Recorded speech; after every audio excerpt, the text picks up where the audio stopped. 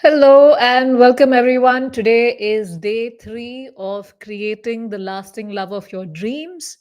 Uh, it's part of my promotions for the it's pre Black Friday part of my promotions for the three different relationship courses that we have, which is the self love course, the break free from karmic relationships course, and the Heal Strong program to help you recover from toxic narcissistic relationships. And we've been having a good time with each other over the last few days, where on the first day we talked about that, the quest for true love is usually the quest to first learning how to love yourself and learning how to hold yourself with a lot of love. And when you have done that, you're able to attract, the right love of your life. And, covered a lot of that on the first day. And also a lot of it is covered in our self love course, which is a part of the promotional bonuses that are on as a part of the pre Black Friday sale, open till November 17th, 10 a.m. PST, 11:30 p.m. IST. Then yesterday we talked about break free from relationship karma, and in that, we talked about that yes, you can have all the self love in the world and you can work on yourself and you cross that barrier. But then there are still some karmic debts and karmic influences and, things that we have done in the past that are coming, to roost in front of us right now and that we have to pay for. And some of us have some very heavy relationship karma, and because of which we're not able to experience the beauty of loving, cozy relationships, fulfilling, supportive relationships. And for that, it's important to break free from that relationship karma. I shared 3 points yesterday, three tips on what you need to do, and also how the break free from relationship karma course, which we launched yesterday, very excited to launch that, covers all of that and a lot more, and actually gives you a stepwise roadmap based on Vedic philosophy and and Western psychology to help you truly break free from your relationship karma. And I also shared three stories yesterday. And our course, because it was a promotional launch and we're launching it for the first time to the outside audience, we have it at a 40% off its ticket price. And that's for a very limited time till November 17th again. And today, we're going to talk about marriage secrets that nobody tells you. So we all have a desire to get married, or we all have a desire to have a loving marriage, or we all have a desire to, some of you may have had a breakup and you're looking to get married again. Some of you are in the marriage and you're looking like, why is that spark missing? Why is that connection missing? And why am I not feeling what I watch in the movies? Why am I not feeling fulfilled? Why am I not feeling complete? Why doesn't my partner show up? And there's so many things happening, and some of that you can help with the self-love program. And we have links for all of them in the comments over here, all the links to the three different programs that I talked about, along with their special offers, etc. You can find in those links. So when you are in that relationship and you're wondering, like, no, I got this self help book, and I got that marriage book, and I got that couples book, and I went for this couples retreat, and I went for premarital training, and I'm going for couples therapy, I'm going for my own therapy. Why is this not working? But they show it in the movies and they show it in this and they show it in that. But why is it not working for us? Why is it not working for me? Why am I not feeling complete and whole and fulfilled in the marriage? And I would like to, with all of you, evaluate some of those reasons as to why we feel that way, and and see if that resonates with you in some way, and if that brings any kind of solace and any kind of support for you. So these are marriage secrets that nobody tells you. Now, why is marriage becoming so difficult? Right, so many, I met some people, and they said that my children don't even want to get married. And I'm like, why don't your children want to get married? And they're like, they're so scared because they see their friends who get married and who get divorced in a year, that they're just so scared to get married. They just don't want to go through that heartbreak anymore. And why? And why don't they want to get married? Like, and what is the problem? Like, why are marriages failing? Why is marriage becoming so difficult? Though there are still a lot more successful marriages, there are a lot more not successful marriages, but it is becoming a pandemic. Divorces are rising, and things are happening in that direction. So why is marriage becoming difficult for people? And it's because people have forgotten what marriage is. We don't know what the core principles of marriage are. We don't know what is the purpose of marriage. We don't know what do you gain out of marriage. We don't know what the duties of marriage are. So many things like that. But we get sold a story by Hollywood and Bollywood about what marriage is, and then at the slightest discomfort, people want to leave. And there is some history around it also. And the history is that in some in say maybe somebody is in a family, and in their previous generation some people just tolerated and suffered in the marriage. So then the next generation is like, no, I'm not going to suffer like that person. I'm going to stand up for myself, and I'm going to be assertive, and I'm going to take care of myself. Yeah, that's because that's what they're seeing, so that's what they want to do. They want to protect themselves. But then sometimes, because they're in that mindset, even if the situation is not like that, because of that whole the family trauma that's coming down, they end up destroying their own marriage. Or sometimes the situation really is very bad that they are in, and therefore they decide to leave, whereas in earlier cases people would just stick around. I'm not saying one is good over the other. We're just evaluating, we're just understanding, and we're just doing some assessment over here, right? So why is marriage so difficult? Because people have forgotten what marriage is.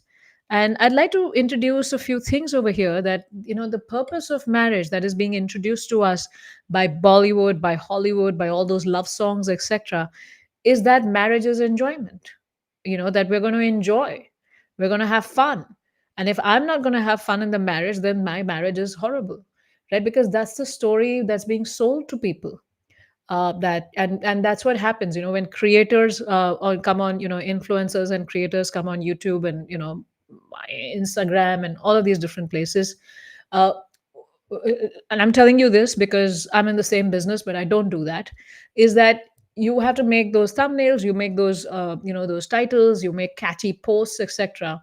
And usually those posts do very well, the ones where you are addressing the pain point of the victim, of the person, and you're making them feel like, yeah, you're the one who's had it really bad, and your life is, I know, it's so hard for you, so tough for you, so difficult for you, and you deserve enjoyment, you deserve to be happy, right? So when you put out those kind of posts and those kind of contents, you get the most likes and you get the most clicks, right? Now another thing that gets a lot more likes and clicks is when you show a life of without any responsibility. You show a couple parasailing, you show a couple enjoying in Hawaii, you show a couple living the digital nomad life without any responsibilities. And like the recent Time magazine cover shows a couple lying down, and a millennial couple or maybe a Gen Z couple lying down, and then they're like, yeah, I don't want any kids because I don't want responsibility, right? There's no point having kids, it's too expensive. It's too much carbon emissions. So when you're selling that kind of a life in media, what happens is that people who are uh, when they watch those things, it appeals to them and they click, because everyone likes simple things and that's what appeals to them. So when they click on that, then they are, that's what's getting more likes, that's what gets more and more popular, because they are appealing to the very base tendencies that people have. I don't want duty, I don't want responsibility, I want to have fun, I want to look good, and that's what I want to do. So it's very appealing, but that's really not true life. So the purpose of marriage is not enjoyment alone. The purpose of marriage is enjoyment, yes, companionship, yes, support, yes, love, yes, happiness, yes. But that's not the only thing that marriage is. Marriage is a shelter. The purpose is to give shelter, receive shelter, and serve. And the more and more we get disconnected from that, the more and more marriages don't seem very appealing. Because why is the purpose to give shelter? You have a spouse, your duty is to give shelter to that spouse. And what is that spouse? Marriage, it's called grihastha ashram in Vedic philosophy and Sanskrit. Ashram means ashraya. Ashraya means shelter. So it's the man giving full shelter to the wife, whether that's for her physical needs, emotional needs, mental needs, intellectual needs, and spiritual needs. Yes, giving full shelter. And the woman also, by her presence and by her complementing with her feminine energy, is giving that protection and that shelter to the man. So that whole concept of shelter is out of the window. And the whole concept is about, how can I have fun? How can I enjoy? How can I be happy? Right? And then we end up looking for the wrong things when you're selecting a partner. You're looking for someone who can give you that Time magazine life, but they don't have the qualities of giving you shelter. But a marriage will sustain only when both are capable of giving shelter to each other. Otherwise, it can't sustain. Right now, marriage is not about giving each other shelter. Marriage is about giving entire society culture, because the this married couple is the productive economic unit in one sense, right? So then it's their economic production, and their shelter and their charity is what protects the children, and it's them who allows the children to grow into proper moral spiritual individuals with the proper purpose in life, and it's their production and it's their unit that supports the elderly and gives them the protection and the shelter in their old age, which is gone in the Western countries, right? And so that in their old age they feel safe and they can cultivate the aim of life. Yes. And also the renounced order. It's about giving shelter to the renounced order. It's about doing acts of charity for the needy and so many things. So there's a lot of shelter happening over here, which is completely lost when it becomes a me thing. And for those of you who stick around, we're going to talk about something from game theory, the prisoner's dilemma, and that's a very interesting problem to solve. A lot of mathematicians and everyone try to solve it, and I'll teach you how that applies to marriage also. Yes, but you have to stay tuned till the end. So the purpose is not to enjoy alone. Now, when if both are in the mood of giving and receiving shelter, a lot of problems of marriage would be gone. But if both are about demanding shelter and give me this and give me that, but they're not, providing any of that, then the marriage is a disaster. And wait till the prisoner's dilemma, then we get when we get there. Yes. Now, sorry, I keep switching things, and then I don't know what happens. Okay, wait. Let me see. Let me stop sharing screen and let me start sharing screen again. Does that help? Yes, it does. Okay. Thank you for your patience, right? Now, the second thing is that the roles and responsibilities have become very muddled. It's about there is no role clarity. Men don't know what it is to be a man. A lot of men have become like women. Women don't know what it is to be a woman in the marriage. A lot of women are becoming like men. And there may be very glorified and very important and very fair reasons for that. I don't want to get into that. But the point is that people have forgotten what their role is in the marriage. A lot of people don't know, they don't want to grow up. A lot of women don't want to be the woman of the house. They still want to be the girl, and they still want somebody to take care of them, whereas they don't want to exercise or access their nurturing capabilities. Similarly, the men, a lot of men want to remain boys and not show up as men, as courageous, protective men, right? And sometimes, even if men want to show up as courageous, protective men, the women are, talking about equality, etc. So then the man's like, fine, you want equality. I won't be that courageous, protective person. You do what you want. And similarly, when the woman is trying to be feminine and is trying to stay in her deep feminine nature, but she can do that when she has proper protection from the man, proper stability and security is provided. But if the man is not doing that, she can't be feminine. Yes. So a lot of these roles and responsibilities are getting muddled.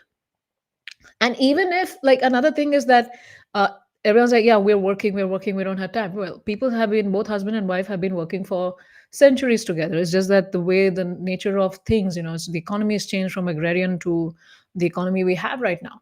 Now, so what happens is that both don't want to contribute, and both are like protecting themselves, because the fear is that if I don't protect myself and take care of myself, this partner is not going to take care of me, because everyone's becoming selfish, and that's why it doesn't work, right? So let's look at the next thing. Roles and responsibilities are not clear, and a lot of issues and a lot of fights happen based on roles and responsibilities. Now, even if both are working, there will be that family setup of who does what. Now, even if one person bails out and doesn't do their job, the other person feels betrayed and doesn't feel inspired in doing that. Yes. So these things happen. And then what do you bring to the marriage? There is a lot of talk on, my partner should be like this, my partner should be like that, my partner should give this to me, my partner should go give that to me. But what are you bringing on the table? Are you being that nurturing partner yourself? Are you, if you're a man, are you being the man in the marriage who is also giving that shelter and protection, and so that the divine feminine energy can flow and, like, really bring beauty and grace and a lot of abundance in the house? Now, on the other hand, is the woman being that nurturer And what is she bringing to the table apart from the money, apart from the salary? What is she bringing to the table? Or are we bringing equality to the table? Are we saying that no, we're equal, and that's what I'm bringing? You have to be equal. If I did this, you need to do this. And both men and women, now men don't want women who are at home. Men want working wives, right? And then women feel like, wow, this person wants a working wife, so let me work. Well, you're walking into something which you'll understand 10 years later after your marriage. Right now, are you bringing equality to marriage, equal rights, equal this, equal that? Doesn't work, and we'll talk about that.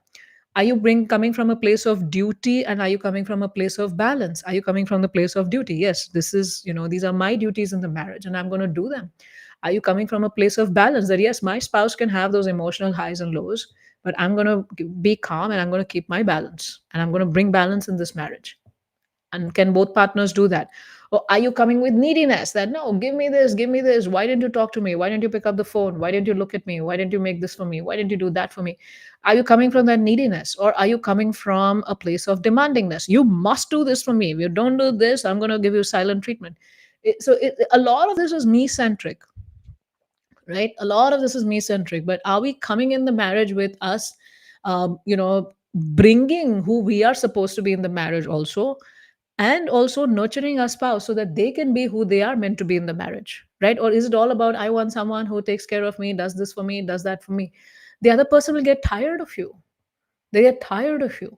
They don't want to be around you, right? Because they want someone who's emotionally independent also. And it works both ways. It works both for men and for women here. Yes. So let's go further down. And the last point that I want to bring here is in like, why marriages are becoming difficult, and there's a lot more that we're talking about, is that when you can't be happy on your own, you cannot be happy with anyone, right? A lot of times people get married because they can't be happy on their own, and they're like, I need someone to complete me, I need someone to be there with me. And like, they get in that anxiety, and then when they can't be happy on their own, they can't be happy with the person also, because they don't know how to be happy. And marriage is about people who know how to be happy alone, and then it's easy for them to be happy with each other. And I'm saying something very simple here, which is about, uh, you can't be happy on your own, then you cannot be happy with anyone. But this is all about self love and self partnering, and I talked about that on day one. And it's about you learning how to honor your own self, your needs, your feelings, learning how to take care of yourself, being complete and whole within yourself, honoring your aspirations, your knowing, being in touch with your own thoughts and feelings, and learning how to take care of them. Otherwise, every disaster, I was just reading this. I think this happened in Calcutta. I don't know where it happened, but uh, a person, his mother died of cancer or something like that, and in the hospital. And the man went and attacked the doctor, and the doctor is now in the hospital and trying to get surgery for himself, and fighting life and death. So what happened here? The man couldn't tolerate what happened to his mother, the grief that he had inside. Now, because I can't deal with my grief, I need to let it out. So when I'm going to let it out, I'm going to go and kill somebody, right? And we do that a lot in our households, right? I got upset because of something. I can't handle it. I need to let it out. So I'm going to go and give a piece of my mind to this person. I'm going to go and say something nasty to this person. I'm going to go and do something rude with this person, right? You're gonna affect your relationship, because you don't know how to be self-partnered inside. You don't know how to take care of yourself inside, be there with yourself during your emotions. Yes. So when you can't be happy on your own, you cannot be happy with anyone. That's another thing. So these are some secrets that I'm talking about, but there's a lot more secrets that is coming up in an upcoming course we'll launch later in the year, or maybe next year, which is marriage secrets. But these are some things for you to think about, and some things for you to nibble and work towards. Now let's look at some stories, and let's look at some case studies, and let's look at some uh, something more over here, which is game theory. Now, is it possible to have a happy marriage in this day and age with all the stuff happening around? Absolutely, right? two emotionally independent, self loving, and committed people. Not emotionally independent and self loving, and I don't want to do anything for anybody. No, that's selfish. That's not self loving, right? It's emotionally independent, self loving, and committed people can make a successful marriage. I'm committed to the marriage. I'm committed to this mutual goal that we have. I'm not committed to my independent individual goal.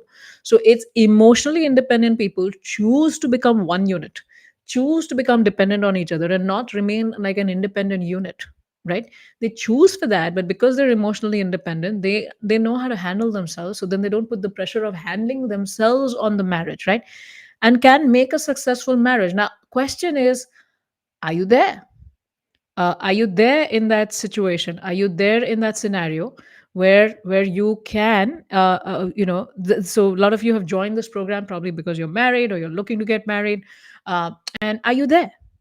Right, are you there? That's an evaluation that you need to do for yourself, right? And I have some special pre Black Friday offers for you, which are valid till November 17th and help you get there. And the first is the 8-week self love mastery course for $99 with very special two bonuses. The second is the Break Free from Relationship Karma program, which I talked about yesterday. And that's available at a 40% off the ticket price because it's our launch promotion. And those who know me, they know that when I launch something, I launch it at a price. I never sell it again at that price because these are very special launch promotions that I have. And then we have Heal Strong program from narcissistic abuse for those who are in toxic relationships, and we're going to talk about that tomorrow. Plus four special bonuses, and I've also added two more tiers to it. There was only one tier, which was a course and group calls, but now we've also added a tier for just access to only the courses membership, and a tier for courses with group coaching and one-on-one coaching to it. Yes. So let's go further. And you have the links to all of that in the chat below. I have shared it all with all of you over here in the chat. So for those of you who are watching, um, can help do that, right? So, story one. Let's look at the story. Why weren't they happy? Right. And as we get into the story, I'm just looking at a few questions over here. I see some questions in the chat. I see a very someone is saying they're not stable in their life, both personally and professionally. Kumarji. And then they're saying, I want a partner who understands me and helps me in my personal and professional life, but I still feel insecure when it comes to marriage. I believe your wisdom will help me guide. Right, Kapilji. The thing is, as I mentioned, when you're getting into a marriage, it's not about definitely you want to feel someone who supports you in your personal and professional life. Marriage is about support, marriage is about commitment, but then the partner is also expecting that from you. The partner also wants someone who can be their source of strength, personal and in their personal and professional lives.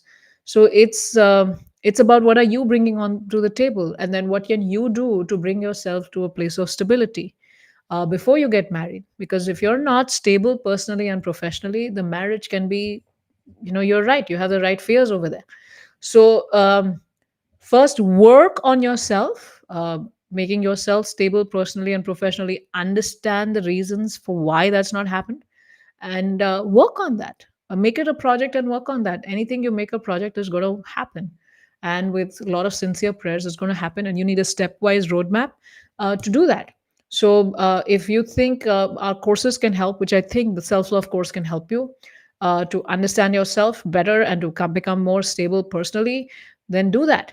Right, so you need a process to help you. So identify what that process is for you, and because it's not going to happen on its own, it's not going to happen over time, it's not going to happen like that, right? It's you have to put in the effort and come to that stable state where somebody wants to partner with you also, right? And I know that's a difficult reality, but the point is it's better to go that way than end up in a marriage and not being able to provide and take care of the needs of your partner because you yourself are not feeling stable, and then the marriage it becomes very difficult, right? So I wish you all the very best. Now let's go back, and I see Pooja ji is here as always. Pooja Gadige ji, thank you so much for your kind words here, and thank you for being there. Yes. So now let's look at this story one. You have this couple. Why aren't they happy? Right? And what is going on with both of them? So you had one couple, one part of the couple, and I won't get into who's male and who's female, but there was one spouse who did everything perfectly to their spouse, right, to their partner, served them nicely, did everything perfectly for them, took care of their roles and responsibilities and everything really well. But they did a lot more than what it was required. And why did they do that? Because they felt they were very needy emotionally, and they felt that if they did everything for everyone, then they would be able to buy the love of the people around them, or they would be loved in return by the people around them, right? So it was kind of transactional. Now, am I criticizing the person? No, it's this is a person who needs some healing, right? And on the other hand, they were married to a partner who was very anxious, very stressed all the time, and who didn't know how to say the right words at the right time, who was usually ticked off and usually angry because of how they were raised and how they were nurtured and how this thing, right? So they were very avoidant in their relationship. So here you have a partner who's like rushing, trying to do hundreds and thousands of things for this partner and expecting love in return. And here is this partner who's like, no, I don't want someone too close to me. Stay away. Don't get too close. I don't want to get involved in your emotions. No, I can't be this overly caring person, right? Now, why aren't they happy? Think about it. Why isn't this couple happy? Why isn't what is going on here? It's because there are two people who haven't worked on themselves. Two people who haven't gone inside, who haven't healed themselves, who haven't worked on themselves, and who don't have enough self love, and who don't know how to be happy in their own selves, right? Now, the first partner is thinking that I have to do all this and then I'm going to get a lot of love. And then they don't get that love. And then people feel controlled and then people want to stay away. And the other partner is like, I am there for you. I am talking to you. Why are you frustrated and upset with me all the time? Yeah, I was there with you. I was sitting with you, but they were not talking. The first partner wants communication, wants somebody to talk, wants to, do all that. But the second partner say, "Ah, I was sitting with you." So everyone's style is different.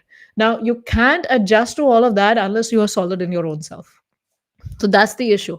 Now, was it keeping the love alive? No, there was no love here. This is not love. This is everyone trying to meet their needs. Yes. Now let's look at the next one, right? This is a couple that got married, um, um, millennial or maybe they're Gen Z, and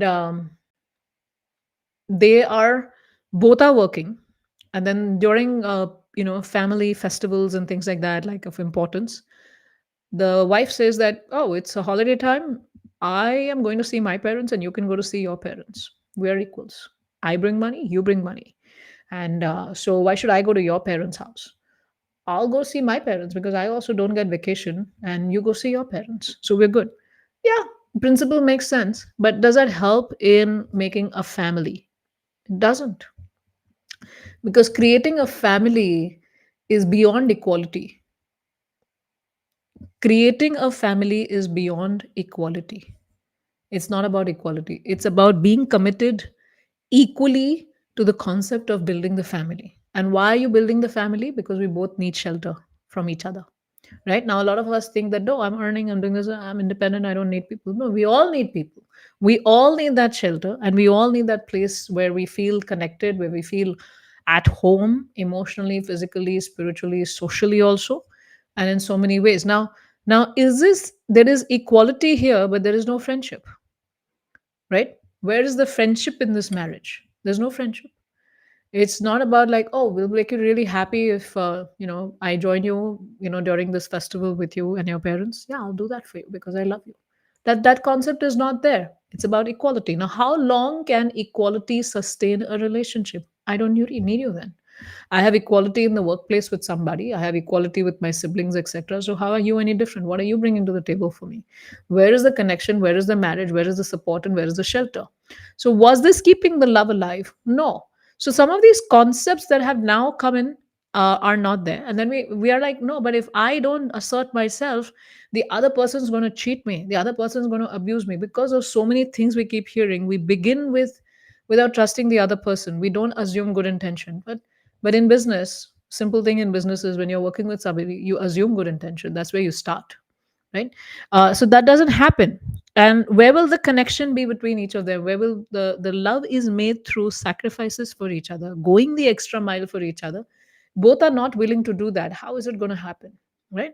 Now let's look at this. Very interesting. I told you I will come to that, right?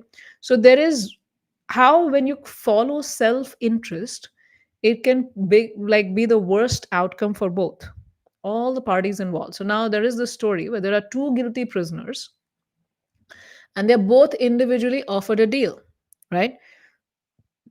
So they both individually offered a deal. They were both caught for something, and they were both individually offered a deal. Now, the deal was that, yeah, you were both at the crime scene. We got you. Tell us who did it, and we will release you, right? So now both of them have the option of going out of jail by telling who the other person was, right? So now one person can be a defector and say that, yeah, that person did it, and he gets to be out of jail, and the other person gets a very big, massive sentence, right? But then he loses a relationship. When the person comes out again of jail, he's going to get back to him in some way. Now both decide to defect. Prisoner one also says yes. Prisoner two also says prisoner one says, yeah, prisoner two did it. Prisoner two says prisoner one did it. Both are defecting, but both will get a milder sentence, right, than what one would have got individually. Now, if both decide to stay quiet, like, I don't know who did it, I don't know who did it, there's no way to charge them. And when there's no way to charge them, then both are given a very milder sentence, much, much, much lower sentence than what each individually would have got, or when, like, they would have gone out and done,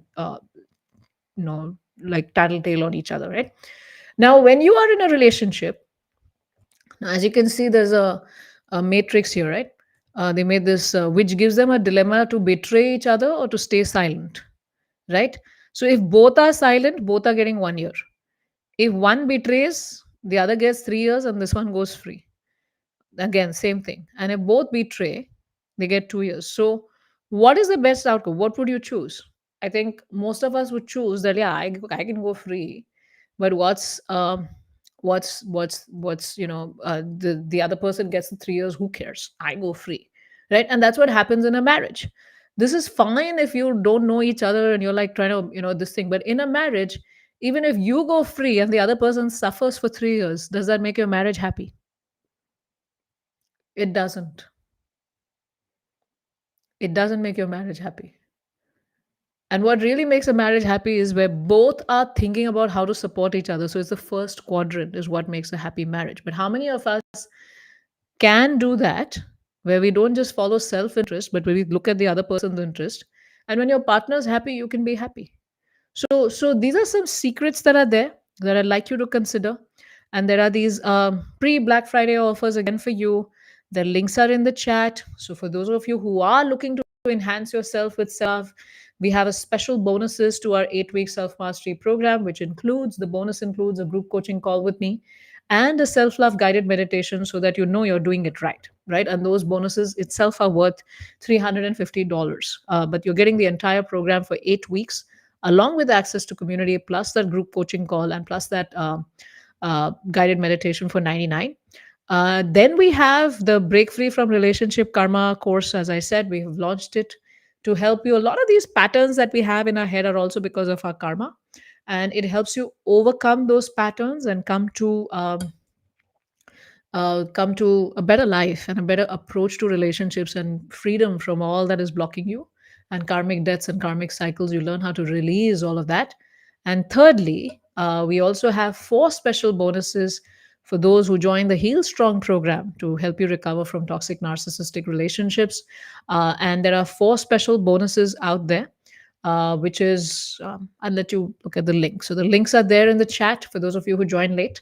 And you get these 4 special bonuses. And I've also introduced 2 new tiers, which are the just the self starter. If you just want access to the courses, you get into that membership, and community, where you can ask your questions and get coached by us. Or the second offer is where you get access to the courses and you get access to the group calls. And the third one is where you get access to the courses, where you get access to the group calls, and you get access to the community. To one-on-one coaching, and plus 4 special bonuses, which themselves are worth over $1,000. So I wish you all the best, and I look forward to seeing you inside these programs. As part of my this 4-day series that I'm doing on creating the lasting love of your life, is part of my promotions for these relationship courses. It's part of my pre Black Friday sale for these three relationship courses. And in summary, yes, a happy marriage is possible. I've just touched upon a few secrets. We will eventually have a full fledged program just on happy marriages, and also how to choose the right partner and so much, and how to be the right partner also. And so, when you're clear on the purpose of marriage, when you work on making yourself solid and you have your own values in place, then it's possible to have a happy, successful, lasting marriage where the love is alive. And love is not just about fancy vacations and fancy restaurants and great grand gestures. Love is about being there when your spouse is puking all night and just being there with them and supporting them, right? With all that puke on you and the snort on you, but you're still committed and you're being there with that person. And that's what marriage is. So I look forward to serving you tomorrow with the last part in our 4 day live event, which is about how do you is it possible to find love again after a toxic relationship? That's what we're going to talk about. Yes, and is it possible to become healed after a toxic relationship and be open to other relationships again? Yes, that's what we're going to talk tomorrow. And I look forward to seeing you tomorrow. And I look forward to seeing many of you inside these courses. Those who are intelligent will take advantage of a stepwise roadmap, or and able, those who are intelligent and able will take advantage by taking charge, like, charge of their lives by, these stepwise roadmaps that, I have created with a lot of zeal and a lot of commitment, in order to serve you in your higher goals. So I look forward to seeing you tomorrow. And let me close this, and let me close